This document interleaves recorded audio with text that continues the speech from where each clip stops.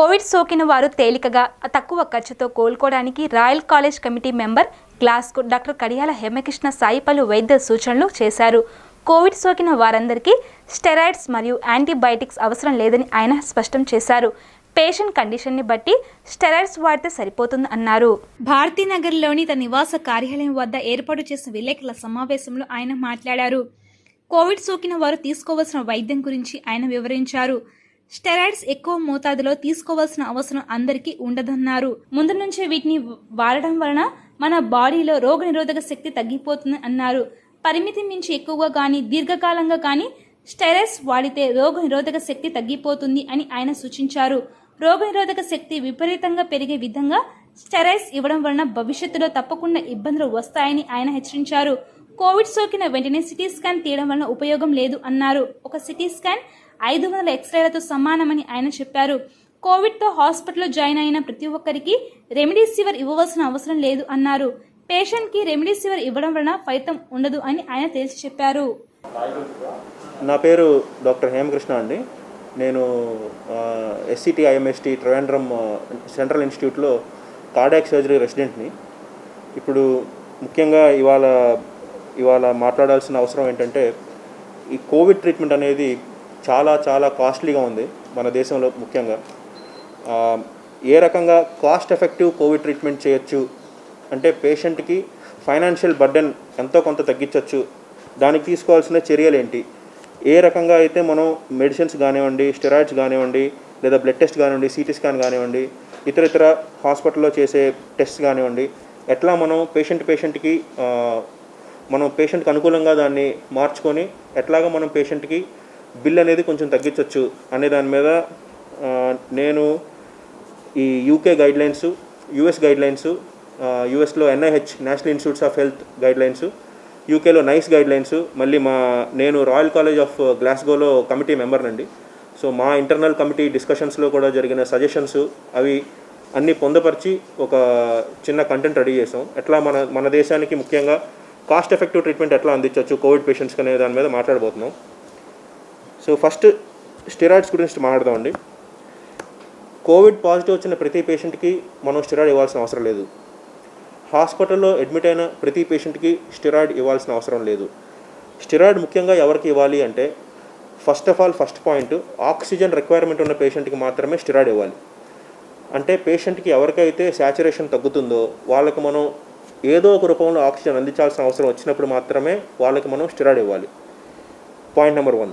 Point number 2, already steroid తీసుకుంటున్న వాళ్ళకి steroid continue చేయాలి. అంటే మోకాళ్ళ నొప్పులనో, లేకపోతే ఆస్తమానో, లేకపోతే ఇతర కండిషన్స్, లేదా కిడ్నీ ట్రాన్స్ప్లాంట్ అయిన పేషెంట్లు, వేరే రోగ నిరోధక శక్తి సంబంధించిన ప్రాబ్లమ్స్ ఉన్న పేషెంట్లు, కొంతమంది ఆటో ఇమ్యూన్ డిసీజెస్లో ఉన్న వాళ్ళు స్టెరాయిడ్ ఆల్రెడీ తీసుకుంటూ ఉంటారు.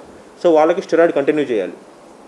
నెక్స్ట్, ఎవరికైతే బ్రెత్లెస్నెస్ అంటే ఆయాసం ఎక్కువగా ఉంటుందో, చిన్న పనులు, లెగిసి బాత్రూమ్కి వెళ్ళి రావటం, లేదా లెగిసి ఏదైనా కూర్చోవటం, చిన్నగా మాట్లాడిన ఆయాసం రావటం, ఇట్లాంటి వాళ్ళలో మాత్రమే మనం స్టెరాయిడ్ స్టార్ట్ చేయాలి. ఇప్పుడు స్టెరాయిడ్ ఏం చేస్తుందంటే, మన రోగ నిరోధక శక్తిని తగ్గిస్తుంది. మీకు డౌట్ రావచ్చు, అదేంటి మన రోగ నిరోధక శక్తి మంచిది కదా, మనకు కావాలి కదా అని. కానీ రోగ నిరోధక శక్తి ఎప్పుడైతే పని చేయాల్సిన దానికంటే మించి, దాని పరిమితిని మించి పనిచేస్తుందో అప్పుడు స్టెరాయిడ్ ఇచ్చి తద్వారా వచ్చే డ్యామేజ్ని మనం తగ్గించుకోవాలి.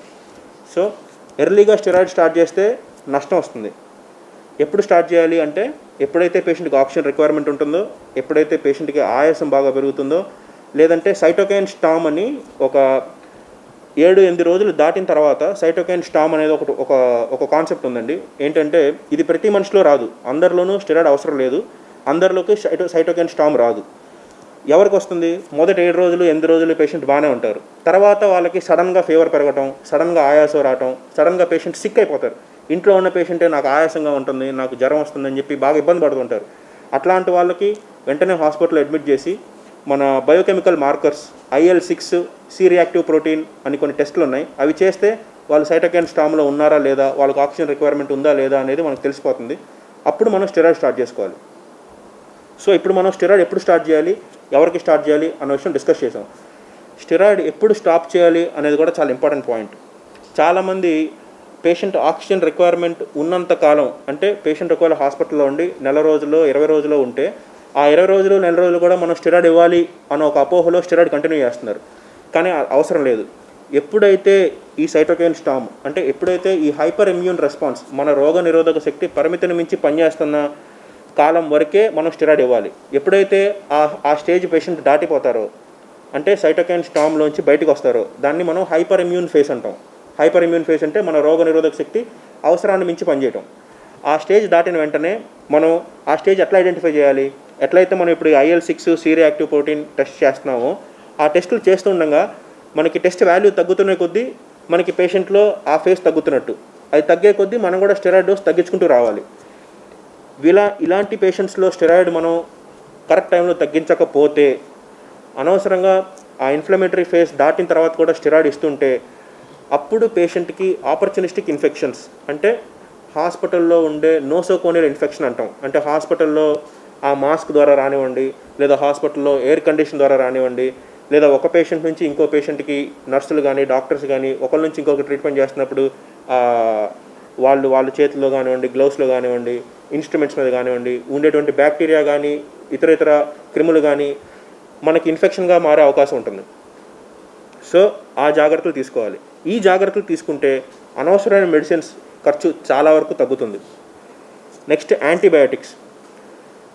అసలు ఇంటర్నేషనల్ గైడ్లైన్స్ ప్రకారం COVID-19 పేషెంట్స్లో యాంటీబయాటిక్స్ ఇవ్వద్దు అని చాలా స్పష్టంగా బోల్డ్ లెటర్స్లో యాంటీబయాటిక్స్ వాడద్దు అని చాలా క్లియర్గా చెప్పారు.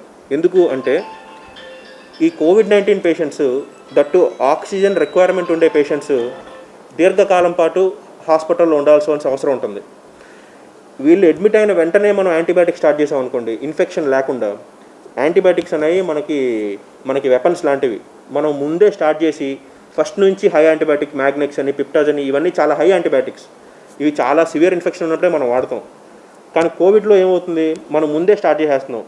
ఏంటి అని అడుగుతుంటే ప్రివెన్షన్ అంటే ముందు జాగ్రత్త చర్య కింద ఇస్తున్నాం అంటారు. ఆ ముందు జాగ్రత్త చర్య యాక్చువల్లీ పేషెంట్కి ఇంకా మంచి కంటే చెడు ఎక్కువ చేస్తుంది. ఎందుకు చెడు చేస్తుంది? ఈ యాంటీబయాటిక్స్ ఇవ్వటం వల్ల ఏమవుతుందంటే ఆల్రెడీ మన బాడీలో ఉన్న గుడ్ బ్యాక్టీరియా కిల్ అయిపోతున్నాయి.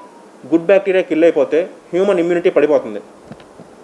నెక్స్ట్ యాంటీబయాటిక్స్ మనం ముందు నుంచే ఇవ్వటం వల్ల ఏమవుతుంది, లేటర్ స్టేజ్ అంటే పేషెంట్ 10 రోజులు 15 రోజులు హాస్పిటల్లో ఉన్నారు, మనం ఇస్తూనే ఉన్నాం యాంటీబయాటిక్స్. తర్వాత ఏమవుతుంది, రియల్గా అంటే నిజంగా పేషెంట్కి ఇన్ఫెక్షన్ వచ్చినప్పుడు ఆ ఇన్ఫెక్షన్ ఈ హైయర్ యాంటీబయాటిక్స్కి రెస్పాండ్ అవ్వవు. దాన్ని మనం సూపర్ బగ్ అంటాం. సూపర్ బగ్స్ అంటే రెసిస్టెన్స్ పెరిగిపోతుంది బ్యాక్టీరియాకి.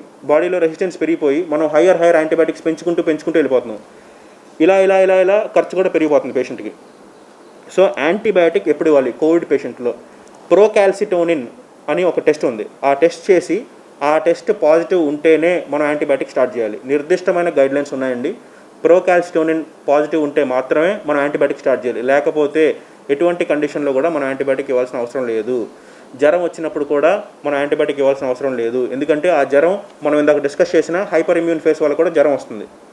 దాన్ని ఇన్ఫెక్షన్ని మనం డిఫరెన్షియేట్ చేసుకోవాలి. నెక్స్ట్ ఈ రెమ్డెసివిర్ గురించి ఆల్రెడీ ఇప్పుడు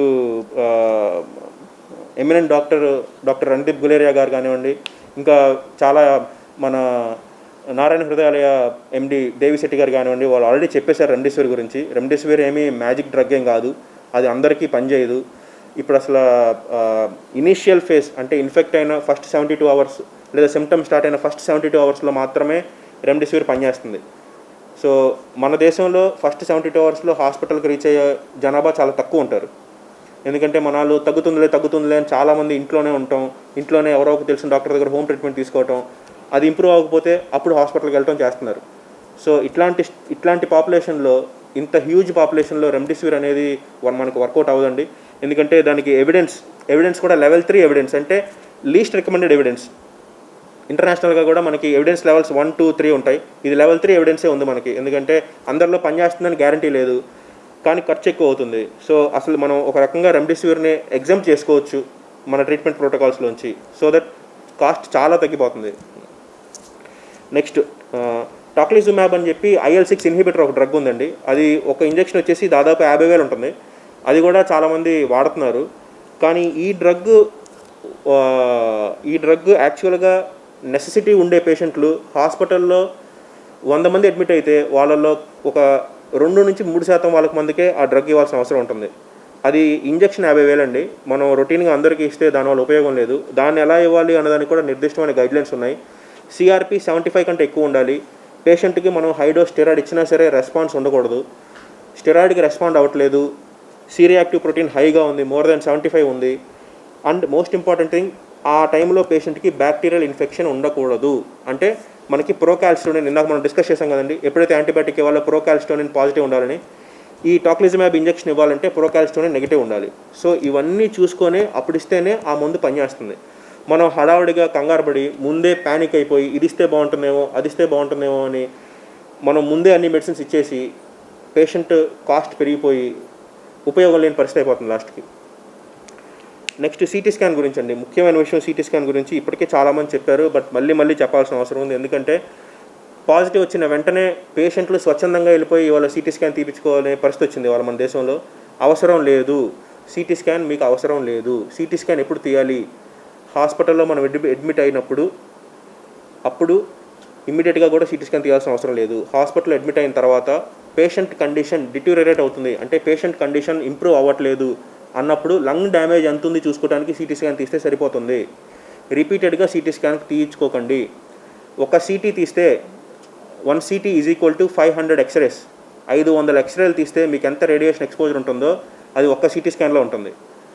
క్యాన్సర్లకి చాలా కారణం అండి ఇది. సిటీ స్కాన్ అనేది క్యాన్సర్ని కలగజేస్తుంది. అందుకే గర్భిణీ స్త్రీల్లో సిటీ స్కాన్ తీయొద్దంటారు, అల్ట్రాసౌండ్ స్కానే చేస్తారు. సో దయచేసి సిటీ స్కాన్లు సిటీ అని ఇబ్బంది పడకండి. బ్లడ్ టెస్ట్ కూడా అన్ని మార్కర్స్ మనం ఉన్న డీడైమర్ కానివ్వండి, ఫెర్టిన్ కానివ్వండి, IL-6 కానివ్వండి, సిఆర్పి కానివ్వండి, LDH కానివ్వండి, ఇవన్నీ ప్రతి 48 అవర్స్కి రిపీట్ చేయాల్సిన అవసరం లేదు. CRP is the most specific marker. Guidelines ప్రకారం సిఆర్పి రిపీట్ చేసుకుంటే సరిపోతుంది. అవసరమైతే సిఆర్పితో పాటు డీడైమర్, మ్యాక్సిమం IL-6, ఈ 3 ప్రతి 72 అవర్స్కి ఒకసారి రిపీట్ చేస్తే సరిపోతుంది. మనం ప్రతి 48 అవర్స్కి ఇవన్నీ రిపీట్ చేసి కొత్త ఇన్ఫర్మేషన్ మనం గ్యాదర్ చేసేదేం లేదు. ఈ సిఆర్పి, IL-6, డీడైమర్ ఇవి ఎలివేషన్లో ఉన్న మనకు వచ్చే ఇన్ఫర్మేషన్ ఒకటే ఉంటుంది, తగ్గుతున్నా మనకు వచ్చే ఇన్ఫర్మేషన్ ఒకటే ఉంటుంది. సో ఇట్లా మనం ఒక్కొక్క విషయాన్ని ఎంత తగ్గించుకొని ఎంత లిమిటెడ్ ఇంటర్వెన్షన్తో లిమిటెడ్ మెడిసిన్స్తో కోవిడ్ని ఎట్లా ట్రీట్మెంట్ చేయొచ్చు అనేది ఒక నిర్దిష్టమైన గైడ్లైన్స్ ఉన్నాయండి. ఈ ఇన్ఫర్మేషన్ మొత్తం కూడా based on NIH guidelines from US, NICE guidelines from UK and royal College of surgeons of Glasgow మా ఇంటర్నల్ కమిటీ డిస్కషన్స్ ద్వారా ఈ గైడ్లైన్స్ మొత్తం నేను మీకు చెప్పడం జరిగిందండి. ఇప్పుడు మనం స్టెరాయిడ్ గురించి మాట్లాడుకుంటున్నప్పుడు మనం కాస్ట్ ఎఫెక్టివ్ ట్రీట్మెంట్ గురించి మాట్లాడుతున్నాం కాబట్టి స్టెరాయిడ్స్లో డెక్సామెథాజోన్ ఒక స్టెరాయిడ్ ఉందండి. ఒక ఇంజెక్షన్ వచ్చేసి కేవలం ₹10 మాత్రమే. అది స్టెరాయిడ్ వాడుకోవచ్చు, చాలా కాస్ట్ ఎఫెక్టివ్ అది. సో డెక్సామెథాజోనే ఇంటర్నేషనల్ రికమెండెడ్. కానీ యాజ్ ఆల్రెడీ మెన్షన్డ్, ఎప్పుడు అవసరమో ఆ టైం చూసుకొని స్టార్ట్ చేయాలి. ఎప్పుడు మన టైం దాటిపోతుందో వెంటనే దాన్ని తగ్గించుకుంటూ వచ్చేయాలి. నెక్స్ట్ ఇంకొక డ్రగ్ ఉందండి, N-acetylcysteine అని చెప్పి ఒక డ్రగ్ ఉంది. ఒక రకంగా చెప్పాలంటే అది ఒక amino acid, non essential amino acid అంటాం N-acetylcysteine. కొన్ని హాస్పిటల్స్లో వాడుతున్నారు, కొన్ని హాస్పిటల్స్లో వాడట్లేదు. N-acetylcysteine అనేది మన ఈ కోవిడ్ వల్ల మన బాడీలో జరిగే డ్యామేజ్ని చాలా వరకు తగ్గిస్తుందండి. స్టడీస్ కూడా ఉన్నాయి, చాలా హెల్ప్ అవుతుంది. నేను కూడా చాలామంది పేషెంట్లలో చూశాను, చాలా మంచి రెస్పాన్స్ ఉంది. ఇది హై డోస్ వాడాలి, కనీసం 2400 మిల్లీగ్రామ్స్ నుంచి 3600 milligrams per oral divided into 2 or 3 doses ఇవ్వాలండి పేషెంట్కి. అంటే ఒక్కొక్క ట్యాబ్లెట్ 600 mg ట్యాబ్లెట్ వస్తుంది. రోజులో కనీసం 4 కానీ 6 కానీ ట్యాబ్లెట్లు ఇవ్వచ్చు. ఇది హై డోస్ ఇస్తే ఏమన్నా నష్టం అంటే ఏమీ నష్టం లేదండి. ఎక్కువైతే యూరిన్ నుంచి బయటకు వెళ్ళిపోతుంది తప్పించి అది మనకి ఏ ఇబ్బంది క్రియేట్ చేయదు. కానీ very essential drug in Covid treatment. Covid వల్ల జరిగే డ్యామేజ్, మన బాడీలో జరిగే డ్యామేజ్ని చాలా వరకు మనకి హెల్ప్ చేస్తుందండి ఫేస్ చేయడానికి. రికవరీ కూడా చాలా బాగుందండి N-acetylcysteine. ఇప్పుడు వాడుతున్న సిస్టమ్ అంటే అండి, కొన్ని హాస్పిటల్స్ గైడ్లైన్ ఫాలో అవుతున్నాయండి. కొన్ని హాస్పిటల్స్ ఏంటంటే వాళ్ళ ఓన్ గైడ్లైన్, అంటే అక్కడ డాక్టర్స్ కొంత ఎక్స్పీరియన్స్ ఉన్న డాక్టర్స్ ఉంటారు, సో వాళ్ళ ఓన్ గైడ్లైన్ ఫాలో అవుతున్నారు. దానికంటే కూడా మనం మన కంట్రీని దృష్టిలో పెట్టుకొని, మన పాపులేషన్ని దృష్టిలో పెట్టుకొని కామన్గా ఒక స్టేట్లు కానీ ఒక సెంట్రల్ లెవెల్లో కానీ కొంచెం ఇంటర్వ్యూన్ అయ్యి ఈ గైడ్లైన్ ఫాలో అవ్వండి అని క్లియర్గా, అంటే ఇప్పుడు ICMR కూడా గైడ్లైన్ ఇచ్చారు, కానీ ఒక అవుట్లైన్గానే ఉంది, కానీ అది ఇంత డీటెయిల్గా లేదు. ICMR గైడ్లైన్ మంచి గైడ్లైనే, కానీ ఇంకా ఫుల్ డీటెయిల్స్లోకి వెళ్ళి పేషెంట్ని క్లాసిఫై చేసి ఏజ్ గ్రూప్ ప్రకారం ఉన్న ప్రీ ఎగ్జిస్టింగ్ కోమాబిటీస్ అంటే డయాబెటీస్, షుగరు, లేదా ఇంతకుముందు క్యాన్సర్ ట్రీట్మెంట్ తీసుకుంటున్న కొంతమంది పేషెంట్లు ఉంటారు, ఆక్సిజన్ రిక్వైర్మెంట్ ఉన్న పేషెంట్లు ఉంటారు, రిక్వైర్మెంట్ లేని పేషెంట్లు ఉంటారు. సో ఇట్లా క్లాసిఫై చేసి ఒక్కొక్క క్లాస్కి ఏం చేయాలి అనేది అయితే మన గైడ్లైన్స్లో లేదండి. నైస్ గైడ్లైన్స్ ప్రకారం అయితే చాలా క్లియర్గా ఎన్ఐహెచ్ గైడ్లైన్స్, నైస్ గైడ్లైన్స్లో అయితే చాలా క్లియర్గా ఇచ్చారు. ఇవి ఫాలో అయితే బాగుంటుందని మా అభిప్రాయం అండి.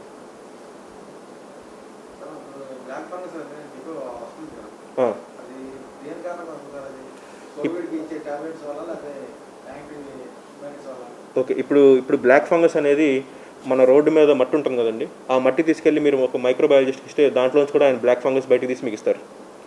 మన పాత పడిపోయిన చెత్త, మన రోడ్డు మీద చెత్త ఉన్నా లేదా ఏదైనా గ్రౌండ్స్లో ఆకులు పడిపోయి అదంతా తడిసిపోయి చెత్తగా ఉంటుంది కదండి, డ్యాంప్ అండ్ ఏరియాస్ అంటాం. ఆ డ్యాంప్ అండ్ ఏరియాస్ అన్నింటిలో కూడా ఈ బ్లాక్ ఫంగస్ అనేది ఉంటుంది. మ్యూకర్ మైకోసిస్ అంటారు దాన్ని, బ్లాక్ ఫంగస్ అనేది ఉంటుంది. సో ఈ బ్లాక్ ఫంగస్ అనేది ముఖ్యంగా ఇప్పుడు ఎందుకు వస్తుంది, ఇన్ని సంవత్సరాలుగా మనతో పాటే ఉన్న ఫంగస్ సడన్గా ఇంత సీరియస్ ఎందుకు అయింది అంటే దానికి ఒకటే కారణం, అన్జుడిషియల్ యూజ్ ఆఫ్ స్టెరాయిడ్స్. అంటే అత్యధిక మోతాదులో స్టెరాయిడ్స్ వాడతాం. ఇందాక మనం డిస్కస్ చేసాం కదండి, స్టెరాయిడ్ అనేది చాలా ఇంపార్టెంట్ అండి. మనం ఇది అవసరమైనప్పుడే వాడాలి, అవసరం అయిపోయిన వెంటనే ఆపేయాలి.